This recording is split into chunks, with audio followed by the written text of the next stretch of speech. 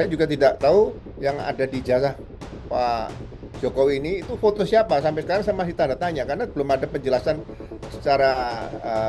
secara teknis forensik atau laboratorium kriminalistik atau laboratorium forensik ya seperti belum ada.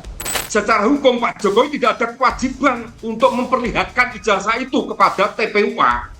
Mengingat TPUA adalah bukan merupakan suatu institusi yang diberi kewenangan sebagaimana layaknya aparat penegak hukum. Untuk itu, karena segala dalil-dalil gugatan yang disampaikan oleh penggugat, kami selaku Tegas Satu, selaku kuasa hukum Pak Jokowi menyangkal secara tegas sesuai HIR 163 justru penggugat yang harus membuktikan. Halo Sobat Kompas TV, berjumpa kembali dengan saya Jocelyn Valencia. Dan Sobat Kompas TV seperti biasa di Zoomcast, kali ini kita akan membahas isu-isu terkini, tak lain tak bukan masih soal ijazah Jokowi nih Sobat Kompas TV. Dan Sobat Kompas TV, Wakapolri periode 2013-2014, Komjen Pol Purn Ogroseno menjadi salah satu saksi yang dihadirkan penggugat Citizen Lawsuit atau CLS terkait kasus ijazah Presiden ke-7 RI Joko Widodo atau Jokowi. Dan Pak Ugro ini bersaksi di Pengadilan Negeri Surakarta, Jawa Tengah, Selasa 13 Januari 2026. Dalam kesaksiannya nih, Sahabat Kompas TV, beliau mengungkapkan perbedaan wajah dalam ijazah Jokowi yang beredar dengan yang ada di buku alumni. Lalu bagaimana ya keyakinan itu bisa berkekuatan dan dapat dipertanggungjawabkan secara hukum? Saat ini sudah hadir bersama saya Bapak Ogroseno yang baru saja mendarat di Jakarta siang hari ini. Halo Bapak, selamat siang. Terima kasih sudah meluangkan waktunya Bapak. Apa Ya, kabar? selamat siang, kabar baik, Seslin. Baik, terima kasih Bapak. Baru tiba pukul berapa ini tadi Bapak? Tadi baru jam 12 lah. Baru jam 12. Wah, 1 jam kemudian langsung sama Kompas TV ya. Makasih ya Bapak Ya, untuk ya. waktunya. Bapak langsung saja, mungkin boleh diceritakan sedikit Pak, gambaran besarnya bagaimana kesaksian Bapak di persidangan kemarin.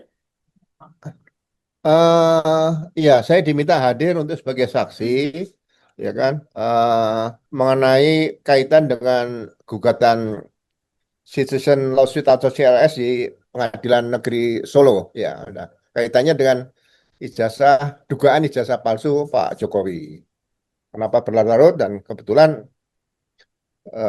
pada saat sidang itu saya juga ditunjukkan tentang adanya dokumen. Salah satu dokumen adalah ijazah yang dimiliki oleh alumni juga Fakultas Kehutanan UGM yang diterbitkan tanggal 7 Mei kalau nggak salah 1985 dan juga ada uh, foto atau kopi yang katanya dimiliki oleh ijazah Pak Jokowi yang selama ini juga sudah beredar di mana-mana seperti itu. Nah, saya melihat seperti itu dan terutama saya lihat pertama fotonya kan gitu. Saya juga tidak tahu yang ada di ijazah Pak Jokowi ini itu foto siapa. Sampai sekarang saya masih tanda tanya karena belum ada penjelasan secara secara teknis forensik atau laboratorium kriminalistik atau laboratorium forensik ya seperti belum ada. Saya tidak bisa menduga apakah itu Pak Jokowi, apakah itu sering disebut juga ada Pak Dumatno, apa itu Pak Hari Mulyono.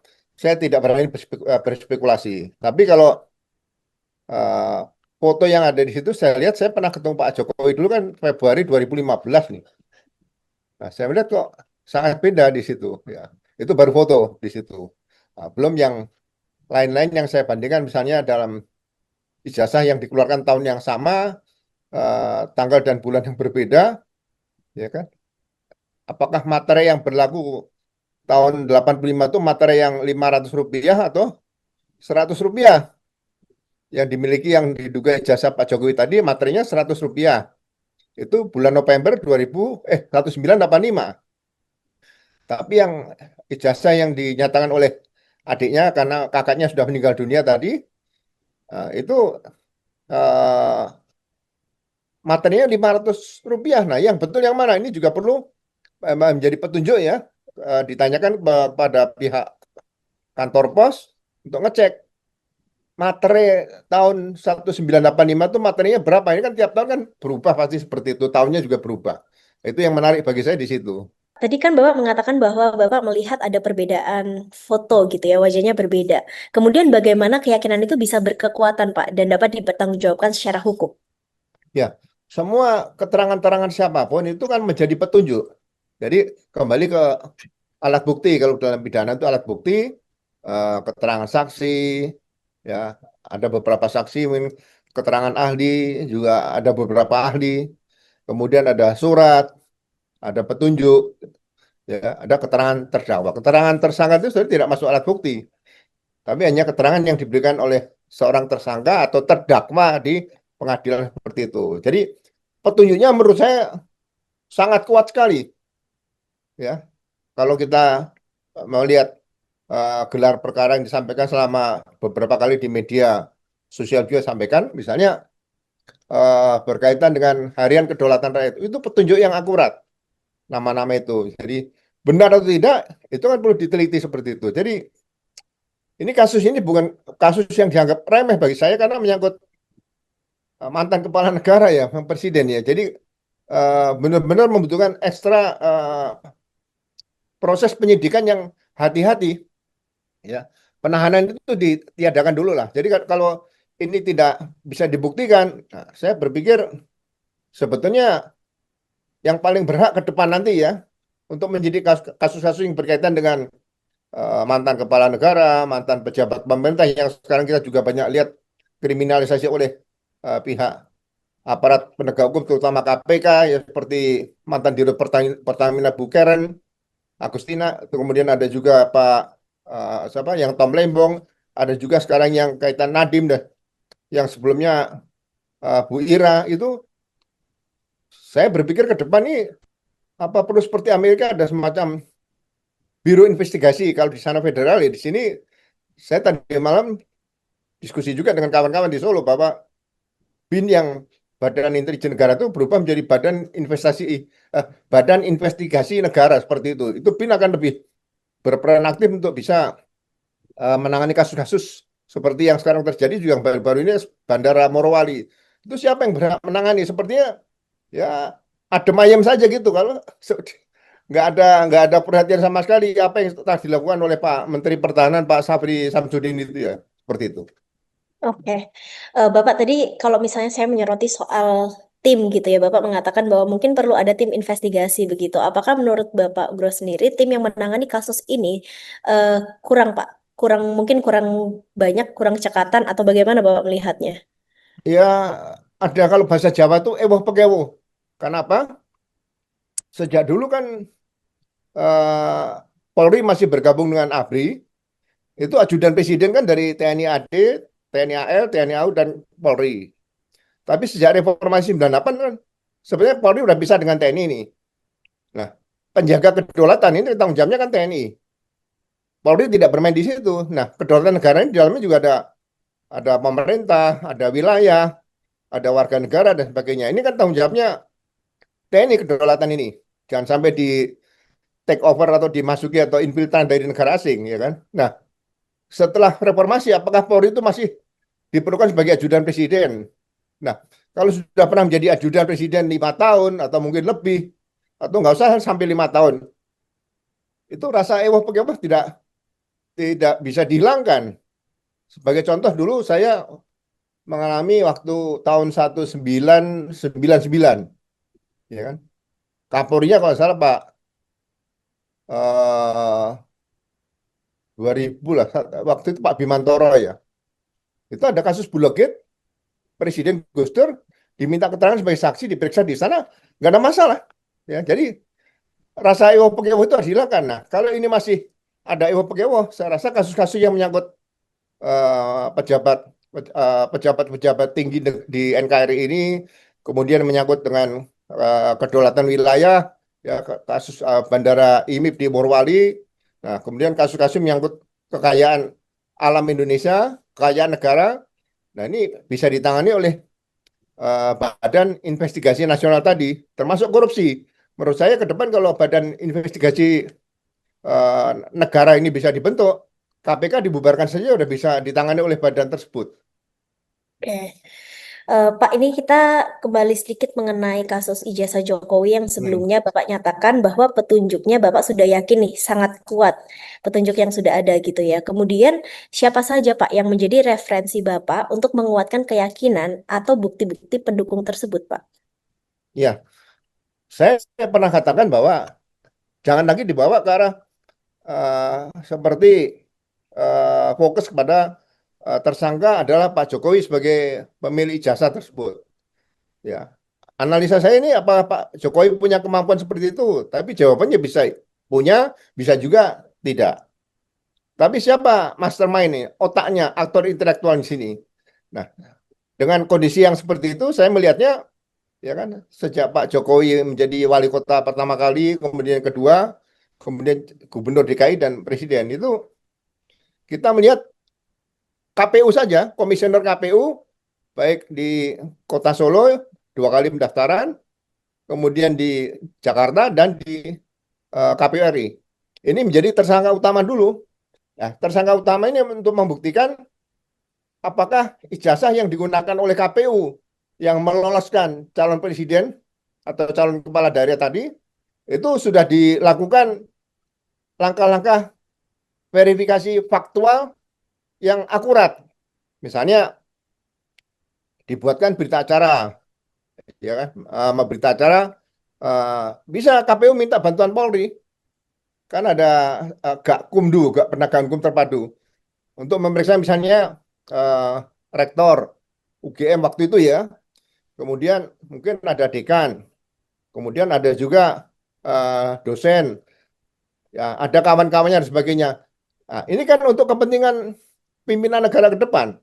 Nah, kemudian juga ijazah tersebut dimasukkan di media sehingga KPU ke depan harus bekerja eh, sebaik dan serapi mungkin, dan kita harapkan ya kepala negara itu benar-benar kepala negara yang memenuhi syarat sesuai dengan undang-undang pemilihan umum tadi. Bapak melihat ada kejanggalan lain nggak, Pak, yang ditemukan dan harus diungkap klarifikasinya ke publik sebetulnya dalam polemik kasus ijazah ini?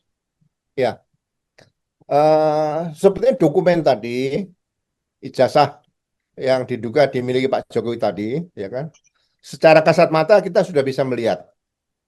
Nah, pemeriksaan laboratoris tadi saya katakan eh, melakukan pemeriksaan tanda tangan. Di situ ada rektor, ada dekan, ya kan. Itu bisa, kalau tanda tangan biasanya melihat identik atau tidak identik dengan tanda tangan yang dekan atau rektor yang eh, dilihat bahwa dia tanda tangan di ijazah tersebut. Kemudian jenis kertas, tinta, ya kan. Kemudian juga dilihat apa, security pengamanannya untuk ijazah tadi, ya kan. Itu kan juga bisa dibuktikan seperti itu, apalagi dengan teknologi sekarang, dengan teknologi apa digital yang ada yang bisa dilakukan pemeriksaan secara forensik tadi. Nah, kemudian bagaimana dokumen pendukungnya, ya. Kemudian ada pemberitahuan misalnya di media cetak saat itu tahun 80. Kemudian juga bisa dilihat transkrip nilai. Kemarin juga saya lihat ada eh, nilai-nilai gitu, yang milik yang dibandingkan tadi itu semuanya diketik eh, rapi, bukan ditulis tangan seperti itu. Nah, kemudian ada nggak waktu saat yudisium di situ, kemudian KKN, foto-foto mungkin itu dikumpulkan. Jadi menurut saya laporan yang dilaporkan di Barreskrim itu seharusnya dibuatkan laporan polisi, bukan Dumas. Dumas itu tidak dikenal di hukum acara pidana. Dalam hukum acara pidana terkenal laporan atau pengaduan. Itu maksudnya delik biasa kalau laporan itu, atau delik aduan. Nah, itu biasanya dituangkan dalam laporan polisi, bukan laporan biasa atau Dumas seperti itu. Nah, ini mungkin harus bagi saya ya harus disempurnakan sebelum ini nanti berlarut-larut, harus mengorbankan yang, ya kemarin kan sudah ada korbannya, misalnya menurut saya nih Bambang Tri sama Gus Nur. Nah, ke depan ini hal-hal seperti ini apakah akan dilakukan berulang seperti itu? Nanti kan apa yang dikatakan negara demokrasi, negara yang berdasarkan hukum segala kan tidak berlaku di Indonesia seperti itu. Oke, Pak, kalau misalnya kita mengungkap soal kejanggalan-kejanggalan tadi yang sudah Bapak sebutkan ya, mulai dari transkrip transkrip nilai yang diketik rapi, bukan ditulis tangan, dan lain sebagainya. Tapi kan dari pihak UGM-nya, universitasnya sendiri telah menyatakan keaslian ijazah Jokowi ini. Nah, apakah berdasarkan pernyataan dari UGM-nya sendiri ini, Bapak, polisi tidak bisa menyatakan bahwa ijazah Jokowi memang asli? Itu bagaimana pandangan Bapak? Ya, kalau lesannya kita tanya paranormal atau dukun juga bisa. Kan harus diberita acara. Dan nanti misalnya orang tidak puas dengan penegakan hukum di dalam negeri, lapor ke internasional. Ya kan kita lebih parah. Ya, menurut saya ya keterangan-keterangan tersebut dibuat berita acara. Kalau suatu saat terbukti itu keterangan palsu tidak benar kan ada sanksinya. Tapi kalau lesan kan ya itu keterangan yang sulit itu dipertanggungjawabkan nanti di pengadilan kan nggak bisa seperti itu. Jadi harus dibuatkan berita acara pemeriksaan seperti itu. Jadi dibuatkan laporan polisi dulu, nanti beberapa saksi-saksi yang ada itu diperiksa, bisa diperiksa di kantor polisi atau diperiksa di tempat yang bersangkutan berada karena kesibukannya. Nah itu dalam berita acara dituangkan seperti itu. Jadi nggak bisa murni dari pihak UGM yang mengeluarkan ijazah saja ya Pak ya. Tetap perlu diselidiki, kemudian ada berita acara yang nanti akan dipertanggungjawabkan juga nanti di akhir begitu ya. Iya, termasuk dokumen-dokumen yang ada harus bisa ditunjukkan. Bukan hanya sudah disimpan dan hanya kata-kata, itu bukan proses dalam administrasi penyidikan seperti itu ya. Oke. Kemudian Bapak Bapak Ugro merupakan sosok yang memiliki latar belakang sebagai reserse juga. Ini tadi Bapak juga sempat menyinggung ya seharusnya bukan Kedumas, Barreskrim, tetapi kemudian bagaimana tahapan penyelidikan sebuah pembuktian kasus ini yang melibatkan dokumen foto Pak? Yang seharusnya itu seperti apa? Ya, sekarang lebih mudah karena peralatan teknologi untuk membuktikan foto itu kan sudah ada. Kalau zaman dulu mungkin foto hanya dilihat secara sepintas, bentuk gigi, ya kan, bentuk mata, yang ada panca indera di muka di wajah itu kan bisa dilihat, ya kan. Seperti contoh, mengapa foto itu tidak boleh pakai kacamata misalnya.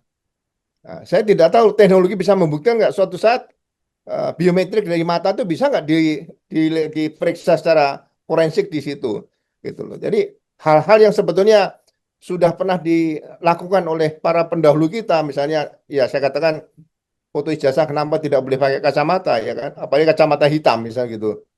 Biar suatu saat kalau ada masalah itu bisa dilihat mata itu untuk bisa menjadi apa biometrik aja untuk membuka PIN atau password aja sudah bisa, apalagi untuk membuktikan secara forensik kalau diduga ada kejahatan seperti itu ya. Oke. Kemudian Pak, kalau kita berbicara soal dokumen, itu sebetulnya apa sih Pak tolak ukurnya atau parameternya dokumen itu dinyatakan asli? Ya begini, kalau dokumen asli itu atau dokumen palsu, ya, kalau dimiliki seseorang disimpan sendiri itu tidak ada masalah.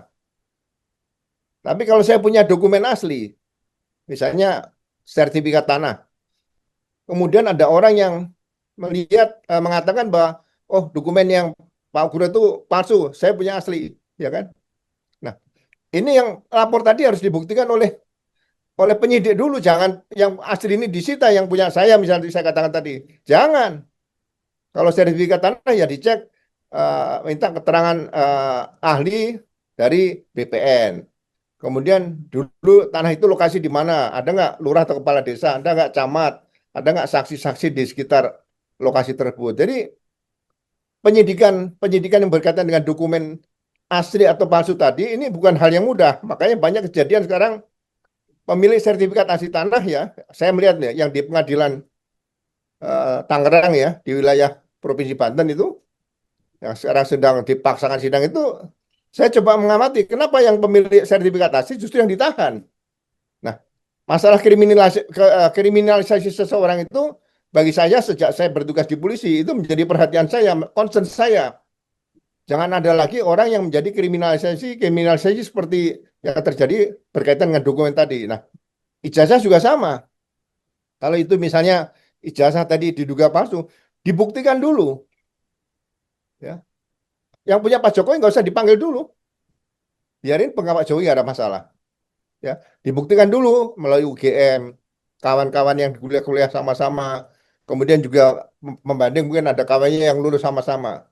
Ya kemarin yang pembanding aja itu kan dia ijazahnya terbit tanggal 7 Mei tahun 85. Pak Jokowi bulan November, bulan 11. Beda 6 bulan ya di situ. Jadi hal-hal yang belum sinkron tadi perlu dicek materai. Kalau ada kan bisa minta kantor pos. Ini penyidikan yang butuh extraordinary tenaga pemikiran luar biasa. Jadi kalau dia mengatakan itu perkara sepele masalah fitnah. Fitnah itu harus dibuktikan dulu perkara pokoknya apa. Masa setiap saya ngomongin orang nanti kena fitnah. Ya, itu yang kadang-kadang menjadi perhatian saya. Seorang ada warga masyarakat, bapaknya ditahan, anaknya perempuan mengurus supaya bapaknya bisa ditangguhkan, kemudian dilecehkan oleh petugas polisi di mana bapaknya ditahan. Begitu dilapor ke Propam, yang benar dilaporkan fitnah pencemaran nama baik. Kan tidak bisa seperti itu, ya. Jadi tidak mudah mengatakan laporan 310, 311 KUHP itu semaunya sendiri itu ya. Ada perkara pokoknya yang harus diungkap dulu, perkara utamanya seperti itu. Apakah berarti ini ada hubungannya dengan pernyataan tegas Bapak nih soal institusi Polri itu bukan kantor titipan? Begitu Loh, ya, Bapak? iya gini, kemarin yang ada di penyidik itu barang bukti atau barang? Kalau barang berarti kan barang titipan, bukan disimpan, bukan safety box. Di kantor polisi nggak ada safety box. Ya, jadi harus jelas. Kalau itu barang bukti berarti barang hasil kejahatan. Jadi hati-hati bicara tentang barang atau barang bukti. Tapi kalau disebut barang titipan itu di kantor polisi tidak ada aturannya di hukum acara pidana maupun di peraturan-peraturan Kapolri. Nggak tahu kalau sekarang ada peraturan Kapolri yang baru ya. Tapi ya saya tahunya jasa titipan itu dari kecil ya titipan sepeda, sepeda motor sama titipan mobil itu aja. Kemudian ini Bapak yang cukup menarik perhatian juga ya, bahwa ketika tadi Bapak mengatakan yang bisa menjadi tersangka utama itu mungkin dari pihak KPU dan Ya, jajarannya begitu. Nah, eh, kemudian begini Bapak, ini kan kasusnya sudah lama, hingga saat ini belum selesai begitu. Tetapi kan Pak Jokowi juga sudah menjabat itu ada beberapa jabatan termasuk menjadi Presiden ke-7 Republik hmm. Indonesia gitu kan. Nah, jika Bapak kasus ini diselidiki lebih lanjut, kemudian hasilnya tidak sesuai dengan yang diinginkan, bukannya itu bisa merusak demokrasi atau kepercayaan publik gitu ya terhadap pemerintahan gitu. Kemudian bagaimana pandangan Bapak terkait hal itu dan mengapa kasus ini tuh harus dibuka dengan tuntas dan seterang-terangnya? Ya, kalau memang itu terbukti ya, kalau terbukti nih bahwa ijazah tersebut adalah palsu. Kan proses Pak Jokowi menjadi presiden 2 periode kan 2014 sampai 2024 sudah selesai. Kan tidak mungkin itu akan dihapus, di-delete. Ini perjalanan sejarah bangsa. Dan itu masuk perjalanan sejarah yang harus diberitahukan kepada para generasi-generasi penerus kita nanti. Ya kan? Nah, kalau memang terbukti bahwa ijazahnya palsu, ya bagi saya terbukti pidana pidana dulu, ya kan? Kita ada selain penyidik Polri ada juga kejaksaan. Nah, saya membaca di Undang-Undang Kejaksaan, ya pasal 35 huruf C kalau salah, ada kewenangan deponering, tapi terbukti dulu pidananya. Nah, jaksa berhak mengesampingkan perkara pidana demi kepentingan umum karena beliau mantan presiden. Nah, setelah itu apa yang dilakukan jaksa tadi sampaikan kepada DPR, MPR. Nah, itu terserah DPR, MPR apakah akan mengambil langkah-langkah keputusan politis. Ya, keputusan yuridis sudah ingkrah, sudah selesai karena menyangkut pimpinan negara ya di Kejaksaan Agung. Nah, kemudian DPR MPR akan memutuskan apakah hak-haknya beliau sebagai mantan kepala negara dicabut dan sebagainya. Ya, ini harus ada proses seperti itu supaya ke depan tidak terjadi lagi bahwa ya kalau ketahuan itu risiko, kalau nggak ketahuan itu ya itu apa ya keuntungan seperti itu. Jangan gambling seperti itu. Ini kepala negara, ya kan? Saya tidak bisa membayangkan kalau zaman Bung Karno, Pak Harto, Pak Habibie, Gus Dur, Bu Mega, Pak SBY juga ada hal seperti ini. Wah, mungkin ya kita nggak akan tenang seperti negara kita seperti itu. Oke, Pak, kemudian setelah kesaksian kemarin, ke depannya langkah hukum apa nih yang akan Bapak ambil soal kasus ijazah Jokowi? Saya saya hanya memberikan saran kepada pemerintah, pada Pak Prabowo sekarang jadi presiden ya, eh, harus bicara dengan beberapa ahli-ahli hukum di situ, pakar, ya bagaimana menangani ini. Ini bukan perkara fitnah pencemaran nama baik antara warga dengan warga masyarakat biasa. Ini orang yang pernah memimpin negara kesatuan Republik Indonesia, pernah mengambil kebijakan baik di bidang ideologi, politik, ekonomi, sosial budaya, pertahanan, keamanan, agama, ya kan, urusan haji dan sebagainya. Nah, ini kan perlu ekstra hati-hati ke depan. Jangan sampai kita mundur lagi ke zaman-zaman sebelum reformasi, bahkan sebelum 65 atau sebelum tahun 45 seperti itu, jangan sampai terjadi lagi. Oke, Bapak ini kita trace back sedikit gitu ya sebelum pertanyaan terakhir. Itu kan kalau misalnya kita mau mencalonkan diri menjadi kepala negara, terutama itu kan perlu dokumen-dokumen yang cukup kompleks juga. Kemudian seleksi-seleksi yang memang bertahap gitu. Kok bisa Bapak? Maksudnya kasus seperti ini tuh bisa menjadi obrolan hingga saat ini gitu loh. Apakah memang ada sesuatu yang missing gitu ketika proses pencalonan pada saat itu? Bapak melihatnya seperti apa? Saya saya melihatnya begini, kalau awalnya ini kan pasti kan ada pencetusnya siapa gitu loh, ya kan? Jadi biasalah kadang-kadang kita juga pengen merendah seperti itu, ya kan? Misalnya nih, ini saya lihat apa yang disampaikan melalui media sosial ya. Ya, jadi mengatakan bahwa oh IP saya dulu di bawah 2 misalnya gini. Lah, di Indonesia ini kan banyak orang-orang pintar, orang-orang yang pernah kuliah dan sebagainya. Nah, orang mulai mencari dari situ apa benar, apa benar, apa benar, apa benar itu. Ternyata ditelusuri itu tadi. Kenapa waktu daftar pertama misalnya orang dulu dokter Andes, kemudian berubah insinyur dan sebagainya. Apa semudah itu, ya kan? Saya belum S3 aja nggak berani pakai doktor misalnya gitu juga nggak berani saya seperti itu. Jadi hal-hal seperti ini yang muncul dari awal akhirnya orang mencoba meneliti gitu loh. Apa benar sih kalau benar seperti itu ya selesai. Tapi setelah ditemukan ternyata banyak hal-hal yang mengandung tidak kebenaran akhirnya bergulir seperti ini. Nah, muncul karena masih banyak ya, yang di belakang-belakang ini atau di depan saya nggak tahu ya. Kalau namanya influencer atau buzzer tadi ini di depan atau di belakang. Nah, ini perang di sini. Jadi ini bukan ada kepentingan yang dikatakan orang besar nggak. Ini hal yang biasa yang terjadi, tapi mereka merasa punya tanggung jawab ke depan jangan sampai terjadi hal-hal seperti yang sekarang ini itu aja.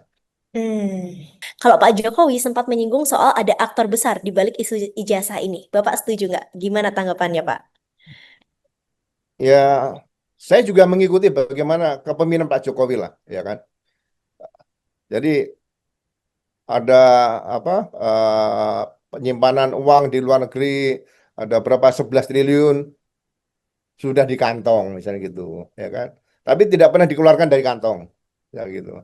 Jadi eh, siapa yang coba macam-macam, ya berbuat tidak benar, nanti saya tinggal bisikan kepada Polri, Kejaksaan, KPK dan sebagainya. Sebetulnya kan hal-hal seperti itu tidak perlu disampaikan. Kemudian terakhir sekarang ada apa aktor yang besar, tinggi besar dan sebagainya. Ya kalau memang itu tidak ada fakta menurut saya sebagai seorang negarawan ya, ya kita kalau udah jadi presiden itu pergi kemana-mana dikawal kan nggak usah takut, nggak usah banyak ngomong. Ya cuma kerja bagaimana eh, garis besar haluan negara, bagaimana kebijakan program pembangunan yang terbaik. Ya seperti kepala negara yang lain lah. Makanya kan pengalaman itu menjadi pemimpin itu benar-benar dibutuhkan. Gak usah pemimpin besar, pemimpin negara. Pemimpin baris berbaris saja harus punya pengalaman. Kalau enggak pasukan jalan sendiri, komandannya di belakang sendiri, pasukannya masuk jurang, komandannya cari-cari. Mana pasukan saya? Rupanya lupa memberikan apa-apa. Henti gerak. Nah, itu akhirnya pasukannya masuk sungai semua seperti itu. Itu yang kita harapkan ke depan. Sekali lagi aturan-aturan yang sudah baku ya jangan dirubah, terutama usia. Makanya di ABRI dulu TNI dan Polri yaitu ada merit system. Jadi masa kerja perwira, masa masa masa dinas berapa tahun, ya ada masalah atau tidak, itu sudah diatur. Ya. Tidak ada kenaikan pangkat luar biasa setiap saat, itu tidak ada. Aturan ABRI dulu menurut saya lebih lebih bagus daripada yang sekarang-sekarang ini. Itu saja. Oke, jadi tetap taat dengan aturan yang ada terutama Ya, dalam pemilihan pemimpin begitu ya Pak ya? ya. Oke, baik. Dan pastinya sebagai warga negara tentu kita menginginkan proses pemilihan kepala negara yang jujur dan adil juga ya Pak ya. Kemudian adakah harapan bagi iklim demokrasi dan kehidupan bernegara di Indonesia ke depan terkait hal ini? Ya, saya juga berharap bahwa memimpin negara ini kan dan bangsa ya, negara dan bangsa, cananya negara saja nih, itu harus diperlukan ilmu lah, ya. Kemudian juga talenta seperti itu, kemudian moral atau mentalnya bagaimana, kemudian pengalaman, ya kan? Pengalaman perlu, ya kan? Saya sejak awal menjadi polisi tidak pernah berpikir ingin jadi Kapolri. Saya hanya ingin jadi bagaimana sih menjadi polisi yang baik. Kenapa saya lakukan seperti itu? Karena sejak kelas 6 SD, kelas 1 SMP, saya seminggu sekali pasti melihat, mendengarkan seorang polisi berpangkat komisaris besar waktu itu, ya, atau kolonel komisaris besar. Itu selalu menyampaikan tentang uh, plan protection, tentang pencegahan kejahatan supaya masyarakat tidak menjadi korban kejahatan. Namanya si Bara nih, Pak. Saya masih usia 12, 13 tahun. Sampai sekarang saya udah usia sampai 70. Itu memori saya masih ada. Nah, saya kepengen jadi polisi karena saya melihat itu polisi yang baik, yang seperti yang kita harapkan bisa memberikan bimbingan pembinaan kepada masyarakat seperti itu. Oke, Bapak terima kasih banyak atas penjelasan dan pandangan yang telah disampaikan. Kita pastinya Oke, sama-sama berharap ya proses hukum yang tengah berjalan ini dapat memberikan kejelasan dan kepastian bagi masyarakat, karena ini juga menyangkut demokrasi yang ada di Indonesia gitu, sehingga polemik polemik ini dapat diselesaikan secara dan tuntas. satu lagi Mm-mm. saya tambahkan dikit aja ya. Boleh, silakan Bapak. Uh, jadi yang terjadi debat-debat sekarang ini, ya, selalu mengatakan, oh ini nanti diselesaikan di pengadilan, ya kan? Karena dengan undang-undang kejaksaan tidak perlu semua perkara pidana itu harus pengadilan, Pak. Nah, ini kan ada deponering jaksa tadi. Jadi jangan katakan, wah nanti di pengadilan aja. Menurut saya itu kurang tepat juga, ya kan? Nah, kalau enggak nanti kan memberikan pekerjaan ekstra lagi kepada presiden, terbitkan abolisi, terbitkan amnesti, terbitkan rehabilitasi. Nah, ini yang hindari. Kalau itu memang bisa dilakukan penyidikan yang sempurna, kemudian menyangkut pejabat negara, ya cukup deponering kepada kejaksaan, itu undang-undang kejaksaan kan harus kita hormati juga. Itu saja sih tambahan dari saya. Terima kasih. Oke, baik. Terima kasih banyak Bapak Ugro. Jangan Terima lupa kasih. Sahabat Kompas TV terus saksikan Zoomcast yang mengulik isu-isu terkini hanya di YouTube channel Kompas TV. Jocelyn pamit, sampai jumpa. Terima kasih, Jocelyn. Terima kasih Bapak.